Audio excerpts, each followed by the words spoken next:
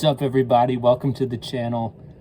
Today we're talking hard books, 10 hard books that I want to read. I've got around 14 or 15, but that's okay. We're just going to talk about some big, dense books today. So let's get after it. All right, so before we get started, got the whole big stack of books here. I'm going to push it out for the time being. So I know we're talking about books that I want to read, and while I like doing that, I do think it can be problematic if you only talk about books that you want to read and not talk about books that you have read or you're currently reading. So I'm going to share with you 2 books that I finished in May before we get into this list. So the first one is How to Fly in 10,000 Easy Lessons, a book of poetry by Barbara Kingsolver. She's a Pulitzer-winning author for her work Demon Copperhead. You might have also heard of the Poisonwood Bible. I think those are her 2 big works. I haven't read any of her novels, but I saw this at the library. I recognized Kingsolver's name, so I thought I would check out her poetry. And my conclusion is that Kingsolver is not a fraud. Her poetry is good. It's contemporary, free verse, so there's no meter or rhyme, or no standard meter or rhyme. But the poems themselves, I thought a lot of them were very beautiful, especially the part 3, the memoriams. They were very powerful elegies about people in her life, especially her mother. Some good relationships, some strenuous, and there's some other good stuff about nature and being a writer and being a human. So my standard for reading poetry, music and meaning, both were satisfied here, and I would buy this if I saw this out and about, which is my seal of approval. 4 stars for Barbara Kingsolver. And I just finished today The Power of Babel by John McWhorter, A Natural History of Language. Been interested in linguistics recently, so I picked this up from Barnes & Noble. It goes into the development of all the thousands of languages we have today coming from one proto-language, and how languages and dialects and pidgins and creoles interact. I learned a lot from this on introductory linguistics, but this book was peppered with way too many examples. I could have crossed out half the sentences and it would have been a much better book. So the meat and potatoes are great here, but a little long. I think once I go through my notes, this will end up being a very valuable read, but I gotta cram through all the other stuff to find that. So I recommend this. It's a nice popular science book, easy to read for beginners in linguistics. John McWhorter, Power of Babel. All right, so those are 2 books that I finished. Now we're gonna talk about books that I'm not gonna finish. Well, maybe I will finish these. I got 10 books, or 10 categories. I think there's 14 or 15 books here. And these are all books that I do want to read soon. Soon being the next 1 to 3 years. Now, you're not going to find in my list like Infinite Jest, Gravity's Rainbow, Les Mis, Count of Monte Cristo, books like that. Those books all sound cool, and I have them on my shelf, but I'm not eager to get to them. Want to get to them at some point, but some of them are more niche, some are very popular as well, but they kind of represent what I'm interested in right now as well. So to get started, what do we got? First up, we got 2 books. They're kind of connected. First hard book that I would like to read is Ethics by Benedict de Spinoza, also known as Baruch Spinoza. This is a 17th century philosophical work.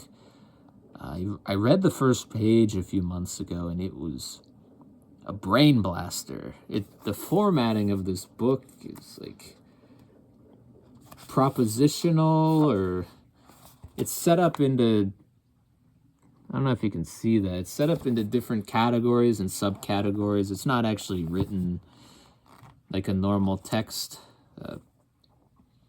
I want to read this because it's called Ethics. I don't know if it's an ethical text, but it's short, yet I think it would take the same amount of time to read as some like 800-page tome, just based on how it's written.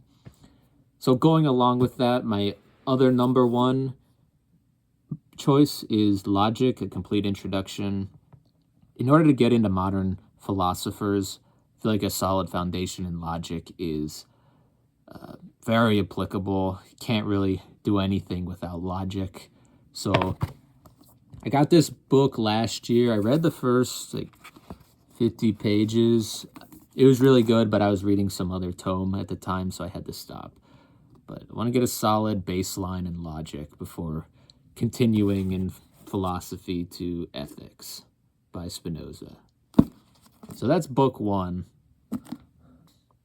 The second hard book that I would like to read is from Antiquity. And you might be thinking, oh, he's going to say Homer's Iliad. No, I don't like the Iliad. I never finished it, and I don't know if I will. Here we got Histories by Herodotus, kind of known as the father of history, alongside Thucydides, so I'm not as interested in it. I don't know how far this goes, but I know Herodotus was writing in like the 5th century BC, and he's going over Greek history, recent Greek history, like a couple centuries back up to the modern age. Read a little bit of Herodotus in a book about Thermopylae, and that included this 10-page muster list of the Persian army, which was awesome. I just burned through 10 pages of a list, and that got me really interested in Herodotus, the way he writes. This is the Oxford Press Robin Waterfield edition. Currently reading Robin Waterfield's translation of Meditations by Marcus Aurelius, and I think it's pretty good. I don't think it's as good as the Gregory Hayes translation, but I like Waterfield's annotations. I think it really adds value on the reread. So this is a huge book. I think it's only 600 pages. There's a crap ton of notes in the back. But I love history. Gotta read the father of history if you love history, right? Herodotus. Book number 3, we got Mythology, Thomas Bulfinch, Bulfinch's Mythology. I've been a huge fan of mythology ever since I read Percy Jackson, as I mentioned previously. And this is like a seminal tome in modern day myth, resurrection. And it's split into 3 parts: the stories of gods and heroes, King Arthur and his knights, and the legends of Charlemagne. I'm not as interested in the Charlemagnean legends, but want to get to this at some point. I know there's some more like modern retellings, like Stephen Fry's stuff, of like modern, like funny modern. I'd rather read this one. Bulfinch's Mythology, hard book number 3.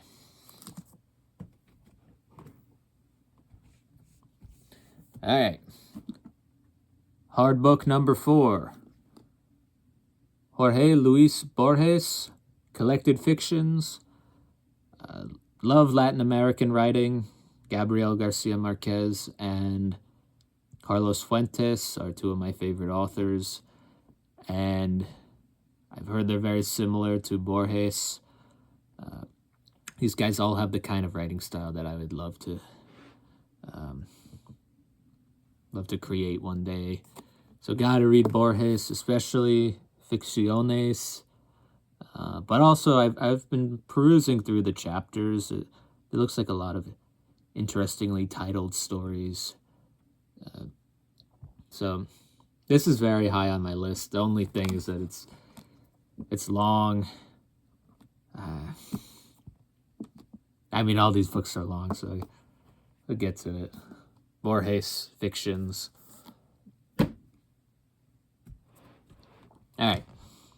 Next up, we got biographies. I have a ton of biographies, and I'm interested in a lot of these people. I narrowed it down to the two that I'm most interested in at the moment. So we got Napoleon and Benjamin Franklin. Both these biographies look fascinating. Napoleon, well, he's just a monolith of a man. French general in the late 18th, early 19th century, almost conquered the entirety of Europe. Emerged out of the rubble of the French Revolution, multiple exiles, and he comes back and wins battles and then exiles. Just a crazy life. So really interested in this one, although it's like 900 pages. And then Benjamin Franklin by Walter Isaacson. This one's a little smaller. It's like 500 pages. One of the founding fathers of America, but he was also a scientist, diplomat, writer, inventor. He invented a ton of things. Invented lightning. So out of all the American guys, I mean, obviously, like Washington, Lincoln, Teddy Roosevelt, I really want to read about those guys too, but Franklin's my number one right now, so he takes the top spot. These are in the hard books category because they're just big and non-fiction-y. So those are two biographies I want to read. Next up, we got two different history books that I'm interested in. First, we got Silk Roads, A New History of the World. This seems like a just mega history book showing the intermingling of the East and the West by trade routes and how the West didn't just develop on its own. It had to work hand in hand with the East. I don't know too much about this book, but would like to know more. Second book in this vein, Guns, Germs, and Steel by Jared Diamond. This is more anthropological in the rise of human civilization. I'm in the same boat as the Silk Roads here. I haven't done much research on these, but I want to learn more about anthropology, just like some beginner stuff. So this seems like a good book. Just like that linguistics book that I read, I'm trying to get more well-rounded as a learner. So these two books for history, would like to read at least one of them in the next couple years. All right, next one, going to a novel, 4321 by Paul Auster. This is a book, from what I can tell, about one man or one boy and how his life splits off into 4 different paths. And I guess it's 4 novels in one, but it's 4 lives of the same guy. And the reason I'm interested in this is like the what if, what could have been aspect of a life. As time goes on, things are changed, and you go off on different ways, and you develop into a different person based on different things that happen to you. So that's why I'm interested in this book. It is a tough one. Heard some great things about Paul Auster. So we'll see. I don't know when I'll read this.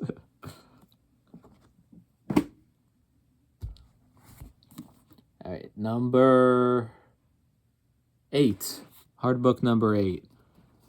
Name of the Rose by Umberto Eco. I don't know why this is a hard book, but I've heard it called a hard book. Maybe it's the way Eco writes. I'm really interested in medieval times, monastic life, scholastic life. This just has all the elements of a novel that I would love. And it's some sort of murder mystery. So, yeah, I don't have much to say on this, but apparently it's long and maybe hard to read. So, Name of the Rose, Umberto Eco. Alright. I wouldn't be a Catholic if I didn't say I wanted to read the Bible, so we got the Bible and Catechism of the Catholic Church. I've read a few books of the Bible, like all the way through, mostly in the New Testament. This is the Revised Standard Version, Second Catholic Edition of the Bible. It's by Ignatius Press. Well, I don't want to read the whole Bible, but I'd like to start getting into more books, especially in the Old Testament, just to get my knowledge up of the faith. And then the Catechism as well. I'm not interested in reading the full thing, but I'd like to read more of it, just to get a better idea of the ideas and values of the church. So, Catholic theology. And hard book number 10. It wouldn't be a list without a book of poetry. So we got the Treasury of Classic Poetry, published by Barnes & Noble. This is just a Barnes & Noble edition. It's around 500, 600, 700 pages of poems, mostly white Englishmen and American men from the 2nd century.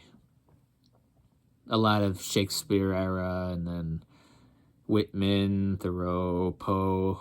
There's a couple women like Elizabeth Barrett Browning and Edna St. Vincent Millay. But yeah, I love poetry, and I've always gravitated towards anthologies because they collect the best poems. So you're gonna get better poems in anthologies than if you just read a collection straight through. So I don't think this will be my next poetry read, but it's on my radar for soon, especially since I learned how to better read poetry from the book Rhymes Rooms by Brad Latehauser. Brad seems like a cool guy, and he taught me a lot about poetry through his writing. So more poetry is always better for the mind and the soul. Anyways, thank you for watching. Those are my top 10 books, big books, dense books, hard books that I want to read in the next couple years.